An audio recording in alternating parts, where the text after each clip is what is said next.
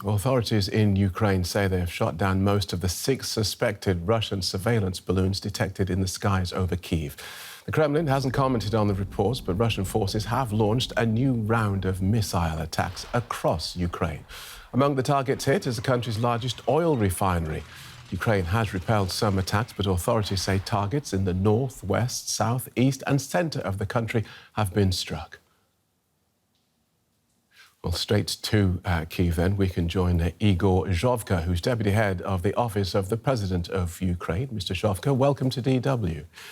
Let's start with that news of those new attacks across what appears to be the whole of your country. This long-awaited Russian spring offensive seems to have started. Well, these missile attacks are never-ending. I mean, starting from mid-October last year, they have it regularly, unfortunately, with this or that quantity once per week or once per 2 weeks. But yesterday we had another attack in the night across the whole country, and yes, we cannot say that this is the last attack. I will not speculate whether this is a part of this revanche, what they plan or not. I hate to speculate about this. I would better tell you that Ukrainian armed forces are much better prepared than in the beginning of this open aggression. But very important for the armed forces of Ukraine not only to be prepared, not only have this bravery and courageousness, but also have enough weapon to withstand the attack and make its own counteroffensive. Let's talk about that preparation and that preparedness and the weapons, because there have been concerns raised this week that Ukraine is consuming ammunition faster than it can be supplied. How bad is the situation? Well, the situation is not that drastically critical, though it is also, not that as could have been. Really, the intensity of the fights, you were talking about artillery fights, is really high. And really, Russia has got much more ammunition and artillery systems than Ukraine in quantity. I'm not talking about quality, because yes, we've got some high sophisticated Western type artillery systems and ammunition, for instance, and we are mastering how to use them and use them very effective. But yes, still the number of shellings Russia is having is comparably high than the number of responses that Ukraine can have, and it is very important. Yeah. I was going to say, and now we see these balloons over Kyiv, and it does look as though Russia is hoping to exhaust your supply of air defence ammunitions. Can you afford to hit every target, or do you now have to prioritise? Well, definitely, if you are mentioning those high sophisticated Western type air defense system, which we have already got and which we're already operating, or those which we're still awaiting, I'm talking about medium range anti-air defense systems, definitely we cannot use them every time because Russia is combining now its efforts when firing in the skies of Ukraine. They combine cruise missiles with ballistic missiles, and those missiles they combine with drones, and those drones and missiles they combine with the balloons which you're mentioning. So definitely we should be smart, understanding the level of ammunition we have, and we are smart, and we are using different devices in order to intersect. But look, currently we're intersecting about 75 to 80% of the missiles or drones or any other things.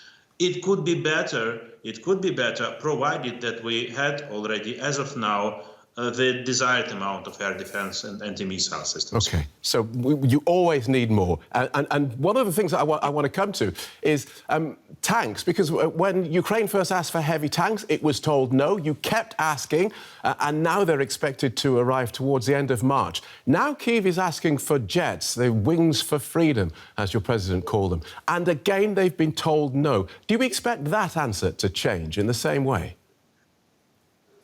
We're hoping, from the beginning of this open aggression, there were many cases when we asked and we received no, like about artillery system, and then we finally started to receive them. Yes, you are right. We asked about Western-type battle tanks. We had no in the beginning, and now we have the so-called tank coalition formed with 11 countries in it. And yes, we are hoping on the promises to be delivered, on the actual deliverables of battle tanks to the battlefield as soon as possible. The same, if you ask my opinion, would definitely be about fighter jets, because no less important than fighter jets, for several reasons, not only for fighter jets, like for protecting the sky, but also the fighter jets could be very effective in intercepting the missiles we were talking about with you before. So we are hoping, we're really positive that the Western coalition will sooner or later take this very important decision. Very important to start preparation of our pilots as of now, and that's where we also have positive news. Okay, so we need, everything needs to be much faster. Has Germany's indecision and delay over supplying weapons and tanks and giving permission for those tanks to be used in Ukraine, has that German delay cost Ukrainian lives? Well, you are putting this question like drastically. I mean, every delay of every country on any weapon costs for Ukraine, because every minute, every hour, every day, every night, they are firing more missiles, they are using more artillery, they're using more manpower, which is of tremendous amounts in Russia, in order to kill Ukrainian soldiers at the battlefield, be it in the east or be it in the south, and yes, Ukrainian peaceful citizens who are in inland Ukraine, because for the time being, there is no longer a safe place in any part of Ukraine, be it Kyiv, be it central Ukraine, be it western Ukraine even, be it far western Ukraine. So yes, no delays are possible now, because yes, it's a matter of life for our country and for our people. Right, so let's look ahead then. Given the problems that we've mentioned about logistics and ammunition and supply, is Ukraine ready for this renewed Russian offensive when it comes?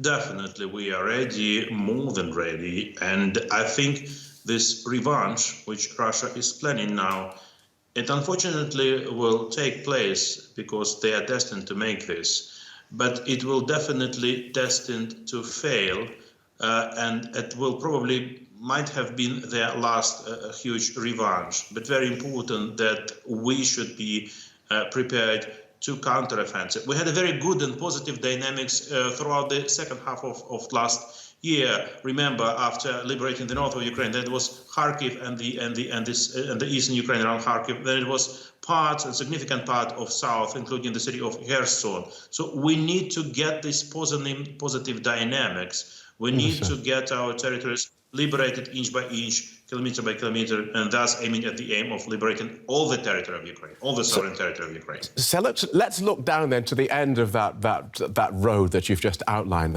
Explain to us and the world what victory for Ukraine looks like. The victory for Ukraine is only one: when we liberate all the territory of Ukraine as of 24th of August, 1991. Okay, so that includes Crimea? Definitely. All right. US Secretary of State Antony Blinken has warned that a Ukrainian attempt to retake Crimea would be a red line for Vladimir Putin that could lead to a wider Russian response. How would you reply to the US Secretary of State? Well, I would reply to him and to other voices, similar voices. After almost a year of open aggression and almost 9 years of general aggression of Russia against Ukraine, we should not, listen to any ultimatums or red lines or any, desires of an aggressor.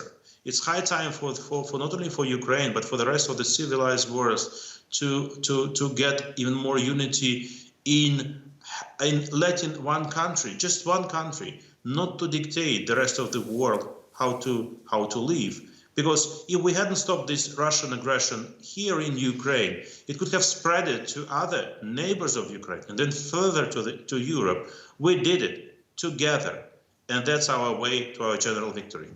Understood. Thank you so much for joining us and sparing us the time. Igor Zhovkva, Deputy Head of the Office of the President of Ukraine. Thank you.